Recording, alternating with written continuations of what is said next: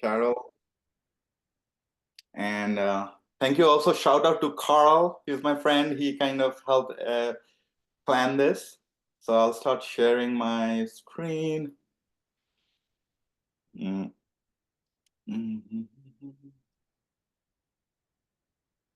Okay. So this is the topic of the webinar. We hear about cybersecurity breaches almost every day in the news. But do we know what are the root causes that create these breaches? Is it new tools? Is it new? Is it skilled resources? Or is it something else?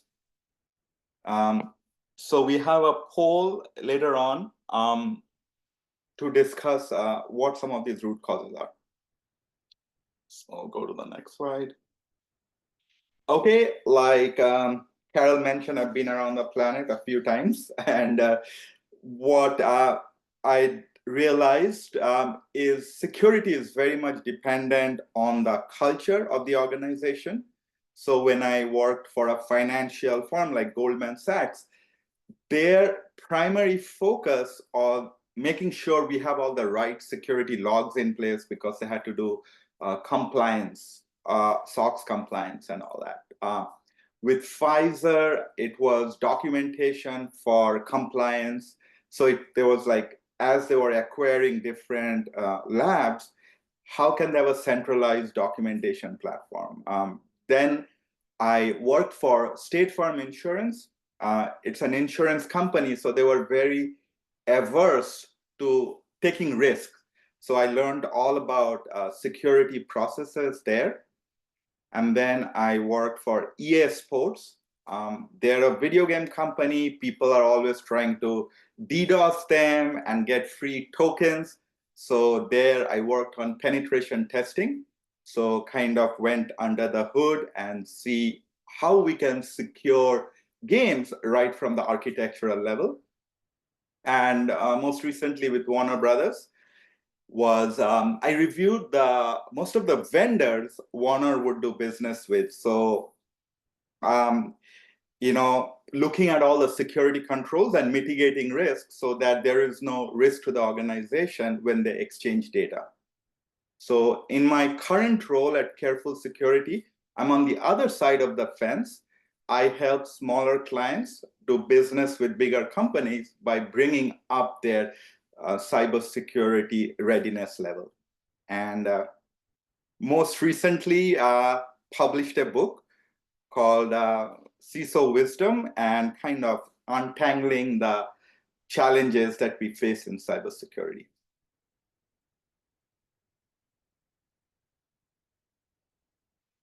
So this is the first poll. I will stop sharing. Carol, maybe you could share the screen now.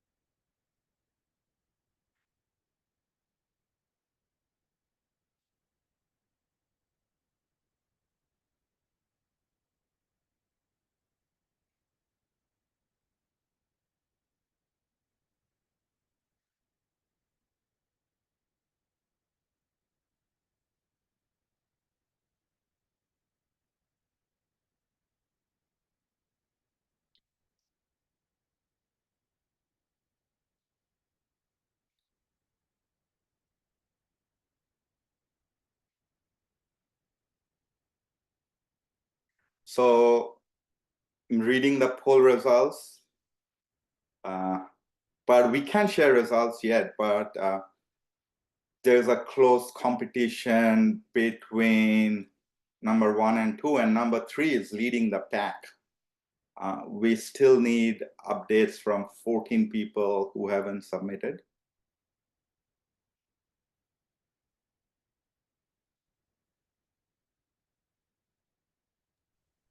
Yeah, please put your answer in the chat if we missed you, and we'll catch up on that.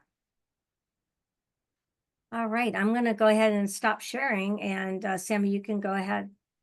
Okay, thank you. Stop sharing. Share the results. You can see the results.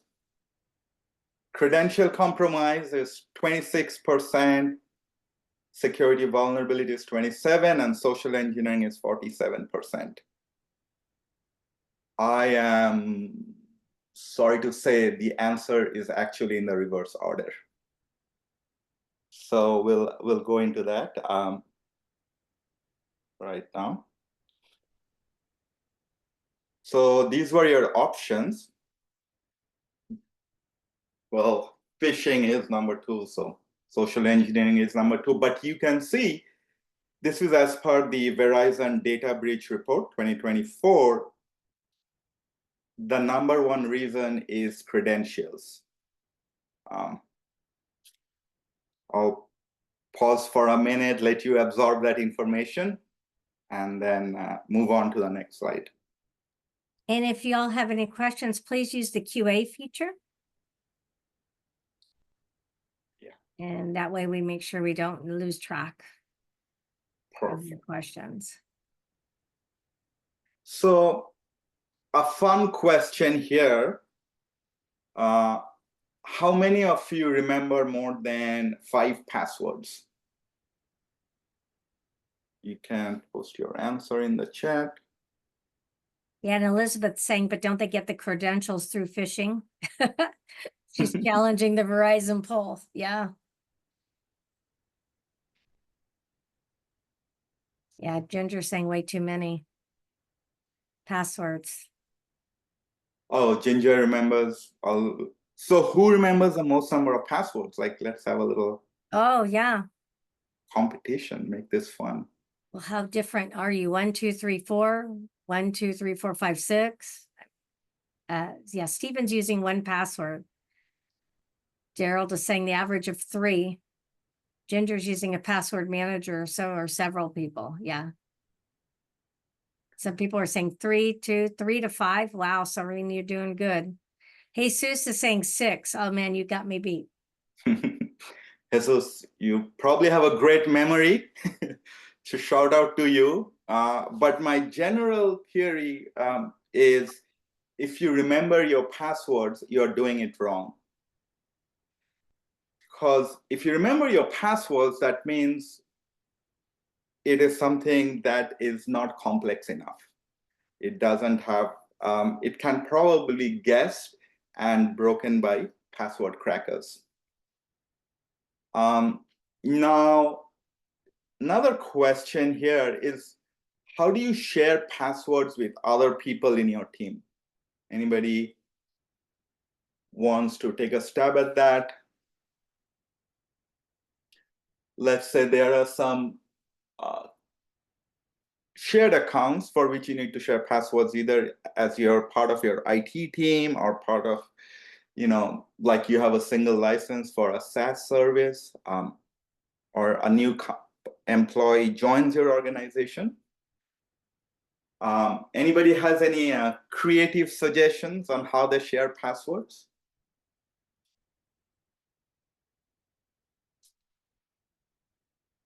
Ingrid, I know you raised your hand. I don't know if you have a question there, but I'll go back to the slide. So if you can look at the screen, this is a snapshot from the dark web. So this person is selling access to different companies. He is mentioning the website, he's putting the cost of the passwords, and there are different ways these kind of people get hold of passwords. So they are called initial access brokers. So they gather the passwords from disclosed data breaches, or probably they did some phishing attacks, or the password is very insecure. So they have validated access, and now they're like, this is the price, let's see, it goes to the highest bidder. So this price is relatively high, but sometimes passwords are sold for a much lower cost as well. Sammy Rodell is talking about, well, what does it matter if they share passwords because they couldn't log in because of MFA or 2FA? Yeah. So what happens if somebody shares a password and they hit Duo? I mean, yeah, that's a good question. You know, there are situations in life where we need to share passwords, but how you share your passwords is really important, because if you share your passwords through like a Teams chat or a Slack chat or a shared Excel file or a shared document, you can understand that there's a high risk that this password can be accessed by other people or it's compromised. So the ideal solution here is to use a password manager, which some of you do. And I can understand that, you know, if the account requires an MFA, password managers can still build in that MFA. So you don't have to share phones, but the codes can be shared through password manager. What about multi-factor authentication, Sammy? Multi-factor. Yeah, if somebody gets a hold of my password, but doesn't MFA save me? 100%, yes. Their hackers are trying to explore that area where they are bypassing MFA, but for all practical purposes, MFA, especially if it's shared in a secure manner through an authenticator app rather than a text message, it is much more secure than just having a password. So I wanted to spend some time on these passwords because it's one of the simplest things. It doesn't require any complicated tool, technology, firewall, SIEM log monitoring, what have you. But this is the way most attacks start, is through a compromised password. And Lawrence is, real quick, Lawrence is mentioning the NIST 800-63 guidelines, which talks about character complexity is not necessarily the best way to protect. They're talking about memorable long passwords. yes, 100%. Any thoughts on that? Thank you for that question. Yes, that's a very recent change. So the problem was that organizations, as per NIST guidance, was requiring that you need to change password every 3 months, 6 months, 9 months. So employees started circumventing this process by creating their own algorithm. So they just replace the last character, let's say 1 with 2 or 3. So the password is still insecure. So NIST is going back on that recommendation and saying that if your password is not breached, and there are ways to figure out if your password has been breached or not, then you don't need to change you can change your passwords every 1 year. So they're relaxing the password changing guidelines. So, you know, fun story, I was working for one of these companies. We had a kind of a rebel employee. You know, every organization has a rebel employee. It's like, I make my own policies and procedures. So he's like, I'm not going to change passwords. So he would change his password like 10 times to override the password history and go back to his first password. I know complex password policies can change that, but that's one of the things is for security to work, it has to be usable. And if users don't find it simple enough to use, they'll figure out a way to circumvent it.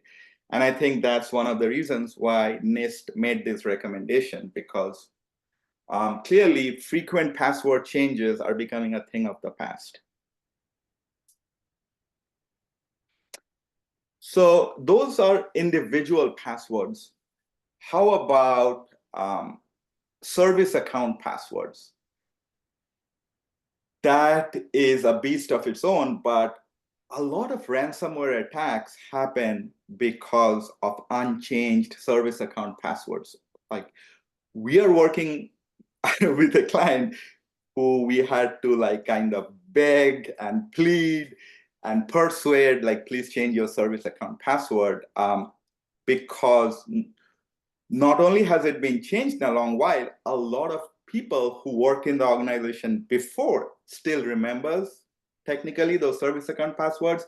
Some of them are shared with third parties to provide remote support.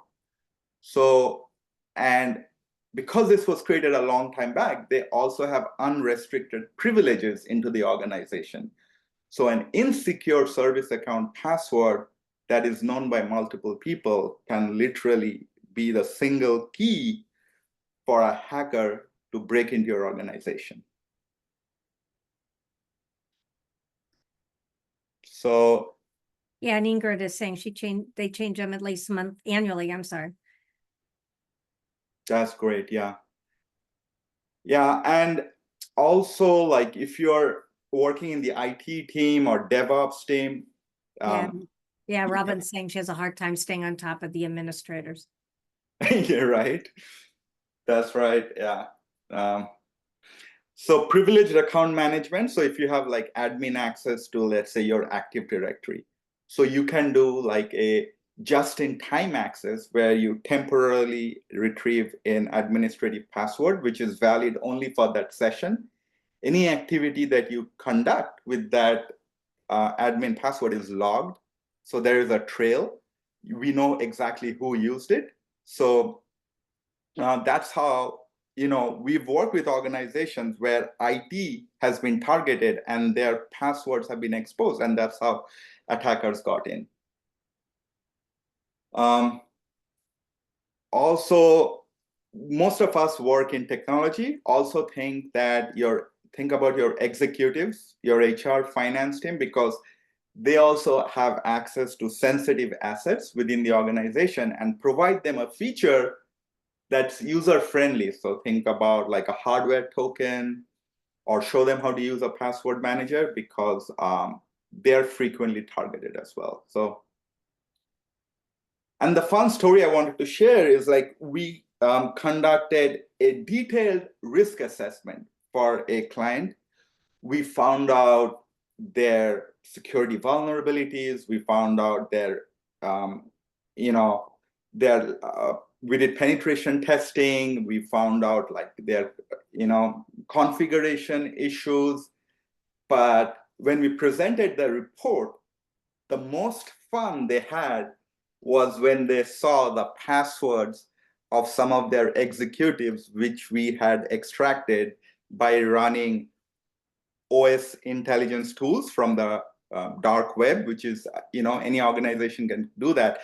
So they were having a ball. Hey, my CEO has this password, and this guy who's long left the organization had this password. So it can be a source of misguided entertainment as well. But seeing those passwords was what prompted them to take our report more seriously than anything else. So Sammy, a couple of people are asking, what do you do for third parties, and what do you use for just-in-time passwords? So great question. So for third parties, try to give them access through a VPN. So then, even if there is a shared password for a database access, first they need to log in. My Slack just bounced and I get distracted easily. I don't know why it bounced. Let me just close that. Yeah, so use VPN, log that access, and for third parties, change those passwords. So the bottom line is, make sure you don't open RDP access to a third party and they're logging in only through a shared password. Like, that is one of the top reasons behind a data breach. RDP access open to the whole world, not secured by VPN. So there are like Citrix or WorkSpot, some of those technologies can be used. Then for privileged access management, you can use, CyberArk or BombGuard, there are certain tools that can make sure that access is restricted that way. Yeah, and Beyond Gerald trust is saying, another tool. Yeah. Yeah, and Gerald sharing, which is a good point, do a screen share with the third party, and type in the password, so you don't need to share it with them. And, That is fine, but if you want to, yeah, depends that on takes how a lot of- independent they are, right? Yeah. right. If it's something, you're on a vacation and you want to screen share and type passwords, that might be challenging. Another thing why we shouldn't share user accounts or passwords is you lose auditability. In case there is a breach and there has to be an investigation, it's harder to track back who used the password if multiple people know that. And Patty's asking about the Unix root account. Oh, you should not have a Unix root account active in your organization. Yeah. Should use individual accounts. Do not use default admin accounts. Obscure that account and disable the default root accounts. Because you're running a high risk. So even like IT folks should work with an account that has regular access to their systems, and only when they need to perform privileged operations, they can use an alternate alternate account, or they can use a privileged access management tool to elevate their access level. So let's move on to the next slide. Thank you for those questions and sharing the issues that you face in your organizations with the password. So this is a slide. It basically, through this castle, we try to portray like the concept that a lot of organizations have started to use is attack surface monitoring. So what ports and services are accessible to the world, and part of attack surface monitoring is also like what passwords are out there that are known by hackers because it was used in a data breach. It was used. It was disclosed in a data breach, but some organizations, some people, they use the same password maybe for their LinkedIn as well as for their corporate account.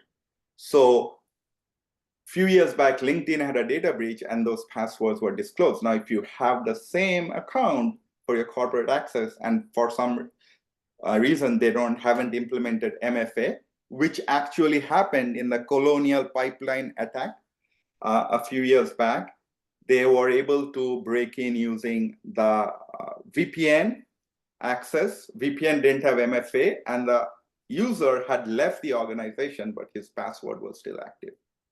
So and the network was not segmented. So there were multiple points of failure.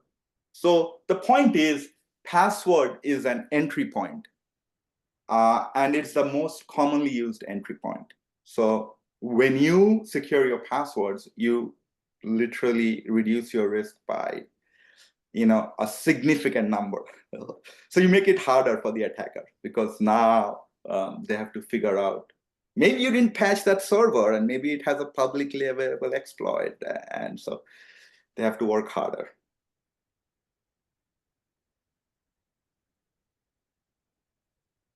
Okay, time for another poll. All right. I will stop sharing so that Carol can share the poll. Yeah, no, you can do it. It'll just overlay. Oh, okay. It'll be fine. All right. Poll So we're launching poll number 2. So the question is, based on recent data, which industry has the highest average breach cost? Is it industrial? Is it educational, healthcare, or financial?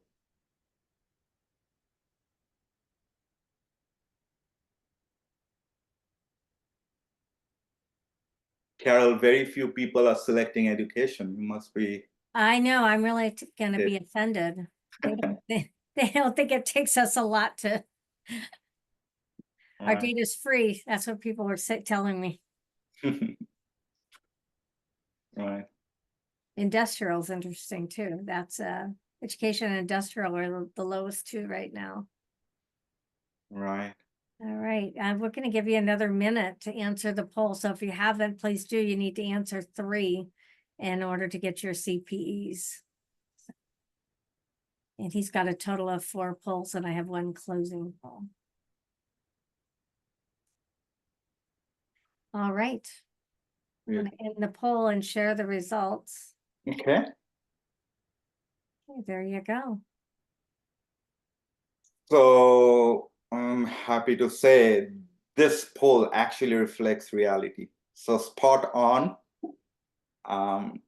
It's incredible that the result is so correct. Some people did choose financial over healthcare, but the actual data is that healthcare has the highest average breach cost. By the way, this is not in the presentation. Do you know, like, why cyber criminals love to go for healthcare companies more than any other companies? Anybody wants to? PHI is what Patty's saying. Right. That is 100% right, Patty. Okay. Somebody was because people die. Oh my gosh, Ingrid, a little cryptic there. Extortion, yeah. Yeah.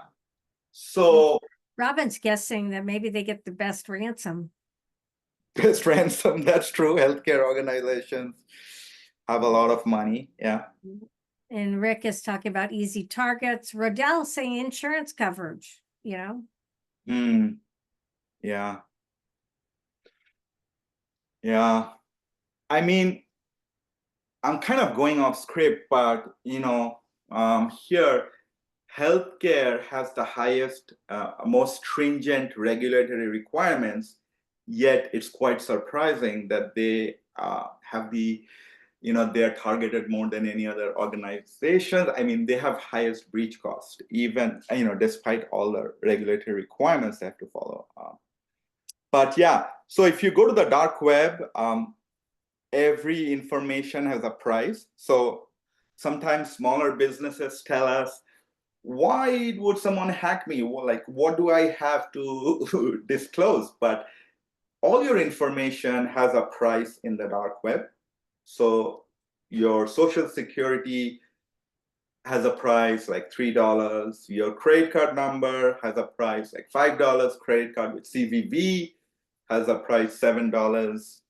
And if it's a bank account, if I find a disclosed Swiss bank account, that goes for as much as $2,000, whereas if it's a credit union account, it goes for much less, like $20 to $50. So it's also based on the balance, like there is other factors. So continuing on the root cause for data breaches, United Healthcare, we just talked about healthcare. They $2.4 billion and counting. That's how much they have paid for their data breach so far. It has costed them. AT&T had a couple of recent breaches. But one of their breaches, 110 million customers' data got disclosed. 23andMe had a significant number of people whose data got disclosed, and then MGM, we all know about that, the famous Las Vegas attack that happened because of AI-generated social engineering attack. So I have also, if you look at the slide, I have put the reasons. So if you can look at the reasons are not really fancy or complicated. It is United Healthcare, their associate, Change Healthcare, had a deprecated server that attackers used to break into United Healthcare's patient records, and it didn't support MFA. So maybe they planned an upgrade for next year, but that's how the people got in. So that's the price of not having MFA. $2.4 billion. AT&T, their data was disclosed through Snowflake, where they stored customer data, and that was not securely configured. Like Snowflake had some security issues, and also they didn't delete the old data. So if they had deleted that data, which they didn't need anymore, they could have avoided this breach. Not high number of breaches that happened. 23andMe, they didn't have MFA, and MGM, of course, it's a social engineering attack. So I just read this new article that just yesterday that some government officials are encouraging cyber insurance companies, like, don't pay the ransom, because in a way, you're encouraging attackers to pursue that route. So we don't know what will happen. I just read this yesterday. So hindsight 2020, in AT&T in secure cloud configuration, they trusted a third party with their data. United Healthcare, they postpone upgrade, and 23andMe, they actually blame the user. You can never blame a user. A lot of IT teams say, like, the users don't know much, but they had an insecure design. They didn't have MFA, maybe because of they wanted users to have a good experience, not force them to use MFA. Now they have implemented MFA. And there was a password reuse attack through how the attackers got into 23andMe. So I hope I'm not overloading everybody with information, but Carol, shall I continue? No, keep going. A lot of great conversation.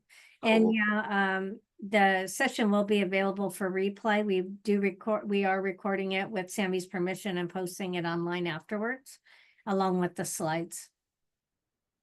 Perfect. Yeah. Let's take a break and do a quick poll again. All right. Let's make sure I'll stop share. Screen up because This is a fun poll. So share results. I've shared this. I'll go to the next poll. And we're on number 3, right? Yeah. Okay. You started that, Carol. Perfect. Yeah. Which movie had the following quote? The things that you own end up owning you. We're going to see who's best in their pop culture.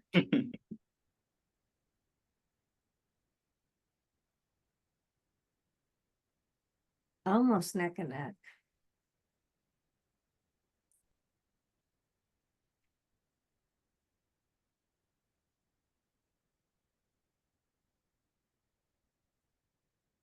Somebody, Burr's just talking about Babe the Pig in the Big City. Oh my God, that's funny. 74. I mean, I think the people who are answering the poll kind of hovers around that mid-70s number. So I think yeah, we'll give it another minute here. And if for some reason you're having difficulty, you could put your answer in the chat. I think Sharon did that. All right, I'm going to end the poll and share the results. Okay, there you go. the answer is correct, Fight Club. And yeah, it's one of my favorite quotes. I'm personally, there are some decisions that are beyond my control. So when we moved from one town to another town, we had to hire movers and packers, and my wife wanted to take everything from the old city to the new city, and we paid more for moving than the actual cost of that furniture. So I still can never get over it, but there is a cost to retaining data. So, I tried sharing that code with my wife, but she wasn't interested. So anyways, also I want to share this is the replay of that incident. So I want to share a story, in the theme of the song Frozen, let it go, let it go. But we did an assessment for a health club or a yoga institute, whatever you may call. And when we went to do the assessment, they had millions of records. And I asked them, what's your active membership? And that was in the hundreds of thousands. So why do you have millions of records when your active membership is much lower? And they didn't have a clear answer, but they said sometimes marketing might need it. Sometimes we need to check who didn't pay last time. So if they try to rejoin, we want to have their record. But do we really need to hang on to that kind of volume of data for such fringe cases? Because we all know that per breach record, a company is liable to pay fine up to like $750 if it's in California. So make sure that you don't capture more data than you need. And I actually reached out to the client because I recently joined LA Fitness. I wanted to start swimming. And when I joined them, they didn't ask for my driver's license. They didn't take a scan of my, credit card or any of that. They just asked me my name and email address, and I could have given fake name, fake email address. Boom, I was in. And I was so impressed. I was like, how do you not care about my driver's license? They're like, no, we know security. We know the risk of carrying this unnecessary data. So, and I was very impressed. So always, like, we should question our organizations, like, you really need to carry this old data from 10 years back.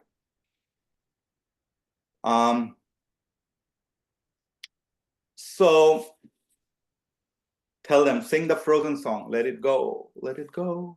Okay. Yeah, Robin's talking about her Arctic is data links and Teams. Yeah, what was that? Using Teams and sharing information. Yeah. Links via Teams.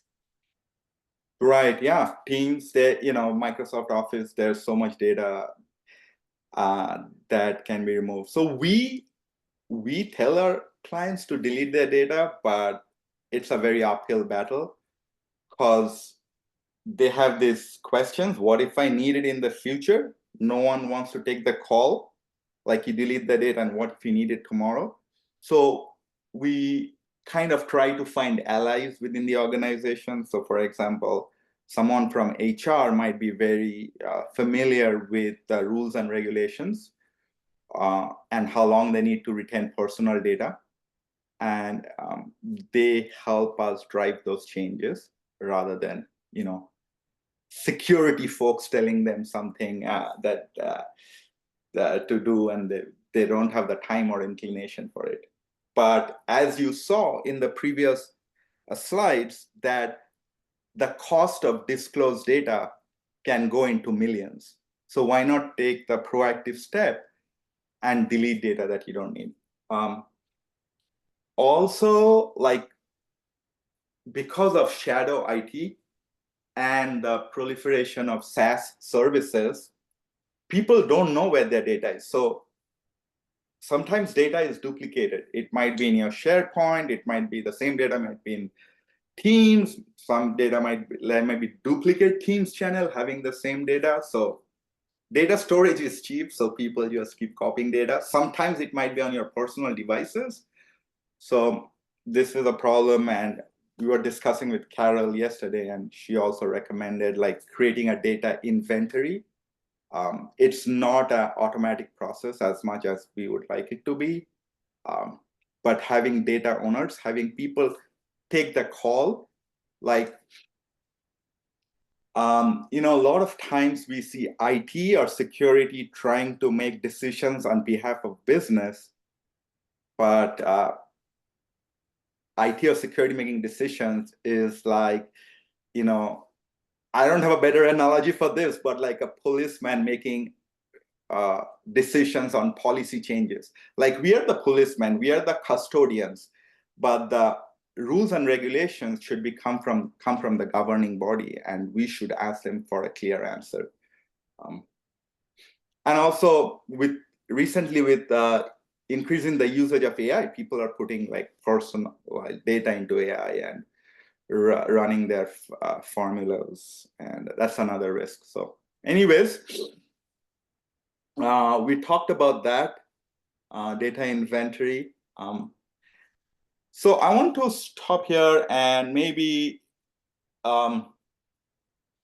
you guys can share, like, if you had this kind of issues in your organizations where they collect more data, or is it just me? Anybody? Type it into the chat. We would love to hear from you.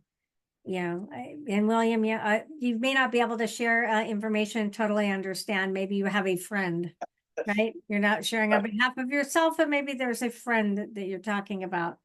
Right. I mean, I can only, I can speak for people I know. They are huge data hoarders, right? Right. And without that, I worked for a financial service institution, and if it was day 366, it went away. They didn't mess around, but in higher ed, we're all hoarders, right? Information is power. Right. Yeah. Sometimes we point fingers at marketing teams. They like to keep data also, but yeah. But so we try to use tools to find out where sensitive data lies. Either the default ones produced through Microsoft Office, or like specialized vendors who claim to have services that can detect your sensitive data. We found a lot of false positives, but when we wrote our own PowerShell script and ran it on the file servers, we were able to identify sensitive information like credit card number or credit card number applications that shouldn't have been there. So my recommendation here is to first find out where your sensitive data lies, and know the privacy rules and regulations that every breached data can come back to bite you later. For example, AT&T had a lawsuit where one of just a regular user said, you didn't protect my data, so I'm going to file a lawsuit against you. And those kind of things we'll see happen more and more. The lawyers are waiting in the sidelines. Yeah, and those are resume generating events, right? As well. Right. So this is not a poll, but just to substantiate what we just discussed, this is from IBM Data Breach Report, that in the event of a data breach, the breach data was stored across multiple types of environments. SaaS services, shadow IT, rather than having a central governance. So there the cost increases. And on the right-hand side, you can see that the cost of a data breach is amplified when you have non-compliance with regulatory requirements. So that is talking about sensitive data, PII, PHI data, because there are legal penalties and all that associated with it. All right.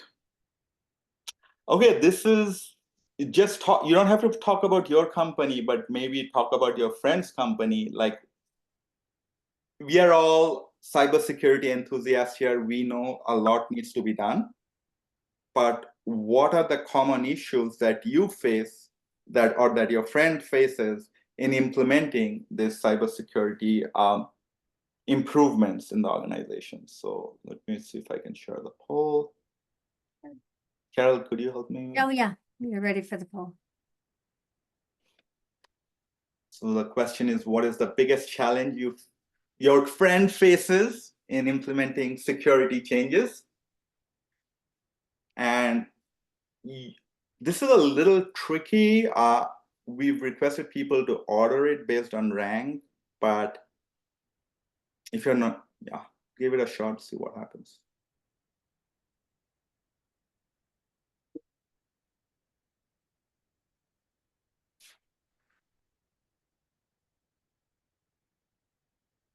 Yeah, this is interesting. I've never done a ranked poll, just so y'all know. So it's really cool. Yeah. Yeah, Shout I out. mean, funding is going to be more challenging, management support, I don't know, just not the highest priority. Right. People working in their silos, there's nobody, really providing that overall guidance and oversight. That's a good one. Mm. And resistance to change, that's my favorite. So it's going to take a little bit for people to respond to it. I can understand. Because the ranking takes a few more minutes. So we'll give you guys some time and give it some thought. Yeah, shout out to my colleague Elon Ramirez. He figured out Zoom has this feature, so we are testing it out on. Yeah, thank you, Elon. And he's an alumni of Carol's institution, Cal Poly Pomona. Yeah, I know another Bronco grad here. Mhm.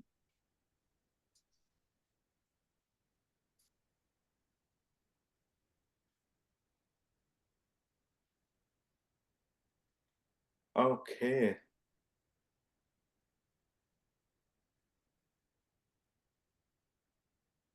Hey, we're slowing down, folks. Give you a few more minutes. So lack of funding seems to be leading the list. What is number 2? Looks like, looking at the length of the graph. I'm gonna go ahead and share those results with everybody. Yeah, the lack of funding is really just clear, right? And Mhm. everybody are, whether it's number two for some. If it wasn't number 1, it was number 2. No.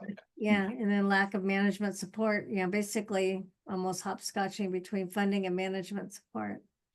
My favorite is number 3, moved lower down in the priority list. That always happens, right? It's like, yeah, we'll think about you later.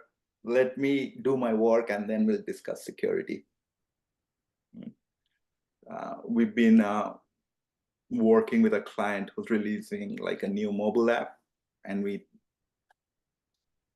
recommending all these changes. They're like, we'll do it. Let's finish the functionality first. And So Patty, you're saying you don't think it's lack of funding? It's a lack of understanding risk. Yeah, good point. Right? Because if, I talk about the resume generating event, right? We talk about it being the front page of the LA Times, right? yeah. There's always tomorrow, right? And that's how a lot of us think, right? Even in our personal lives. Yeah, it's about liability.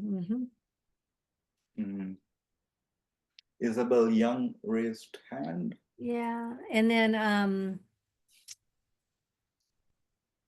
what was it? Shante. Yeah, people are just reactive, right? To whatever the thing of the day is. Right. Not a real strategy. Right. I think a new role is opening up in the cybersecurity world, cybersecurity influencers. I don't know. The job description is not out yet, but influencing change is a big part of our responsibility. Well, I hope our cyber criminals aren't called influencers, if that's the new name, man. Yeah. Yeah, they're the negative influences. Yeah, you're right. So this is very interesting. Move down in the priority list, and from what we've discussed so far, like insecure passwords or lack of MFA, it doesn't take a lot of funding to implement those changes. So this is kind of the point of our presentation is, if we can look at these breach reports and try to understand, but how, what, using the Pareto's rule, like what has the highest return on investment, time investment. anyways, so move down in the priority list. I think you can see the results here. Kind of coming to an end of the presentation, so I'll try to rush through the last few slides. Now, Patty's asking about what tools you recommend for data inventory management. I will tell what my business coach tells me. Start simple, right?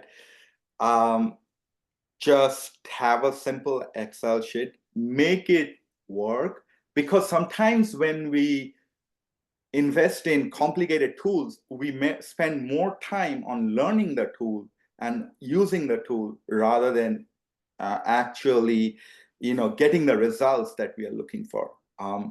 So a lot of data inventory discussion happens. This is a hack. Like, ask your finance team, where are you spending the money? Like, what products are you paying for?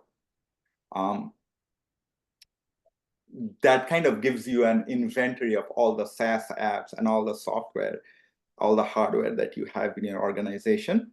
Find out who is the owner of that, and then go to that person and say, what kind of data are you storing there? It's a manual process, but I don't think there's an automated process that doesn't generate false positives.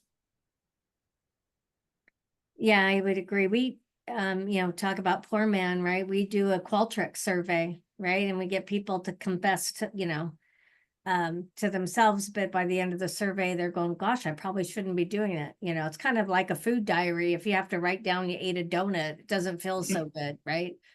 So they more apt to call us and get help as well, and scanning tools as well. Right. Sunny is questioning whether all these options on the list are symptoms and not root causes. Any thoughts on that, Semi?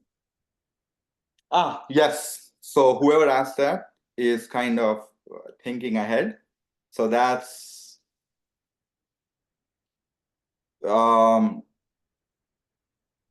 those are the symptoms, but we because we are solution oriented, we've also discussed the solutions. So some of this is psychological, like it's a symptom of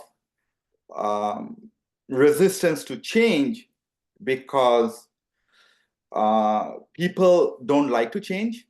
We always hear, we've always done it this way, we've been doing this way for 10 years.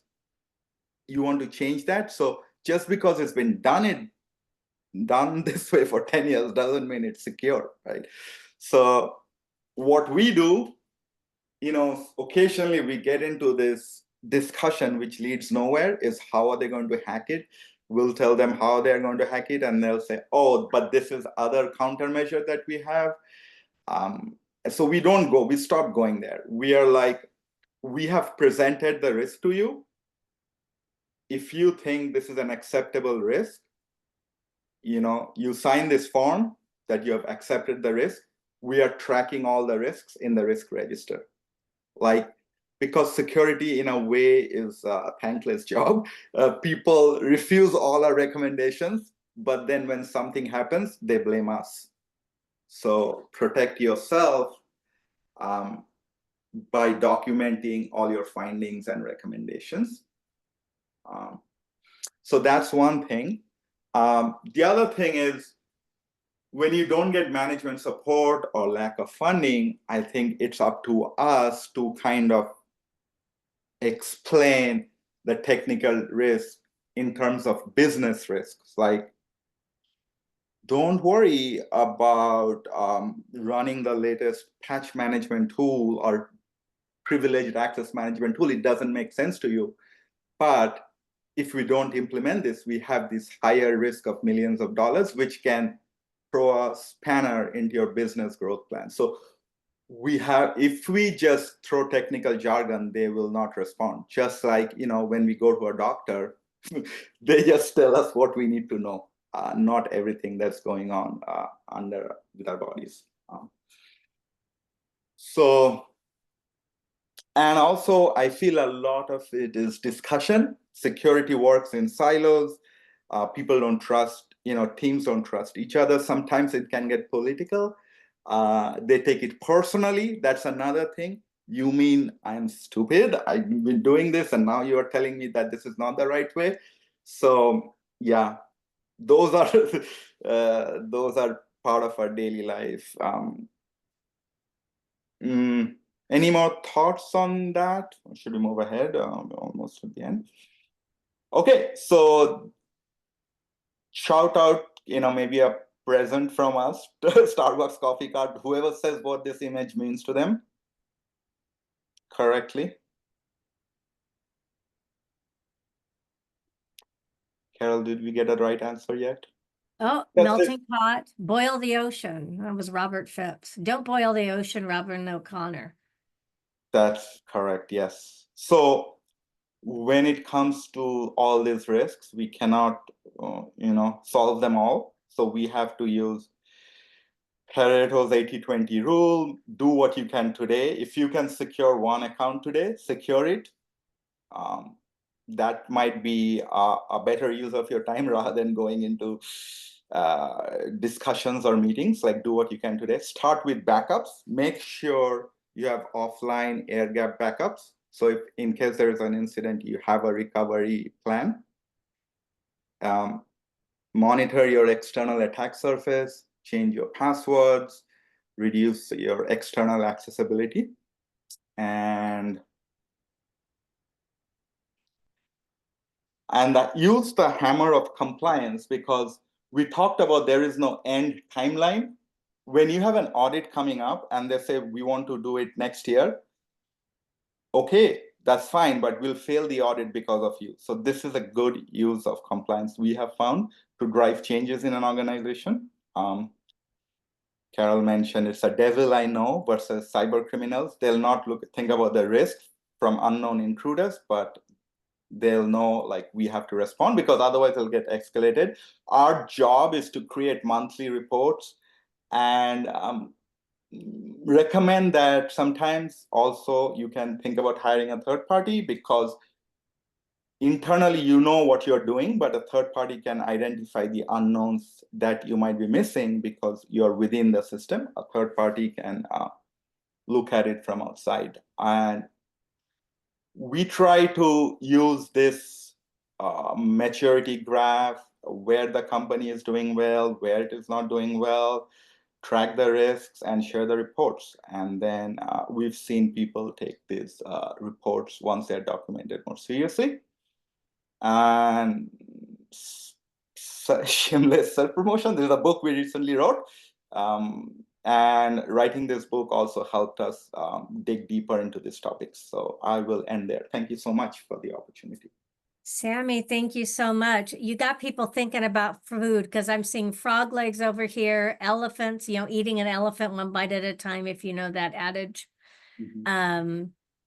People are talking about if you delete data, right, you got to go into the backup, right? That's a lot of GDPR is reminding of some of that. Oh my God. And Robin's saying, pick the hill to die on. Yep, absolutely. So really a lot of good engaging conversation. If anybody has any questions, please, use the QA feature. The chat's good. I just can't follow it as fast as you guys are typing. We really appreciate the engagement, and I think everybody really enjoyed the conversation for sure. I've got one last poll for you. It's just a quick little, what takeaway did you get today? Hopefully you got something out of our presentation. It helps provide Sammy some feedback and ISACA LA some feedback as well. And hopefully you guys enjoyed the topic, right? A chance to reflect and also commiserate, it looks like, with some colleagues. But thank you for joining us. For sure, we'll hang back if anybody has any questions. Yeah, that's great. Thank you so much. The reviews are more positive than I anticipated, so I appreciate that. Yeah, I'm going to stop recording here.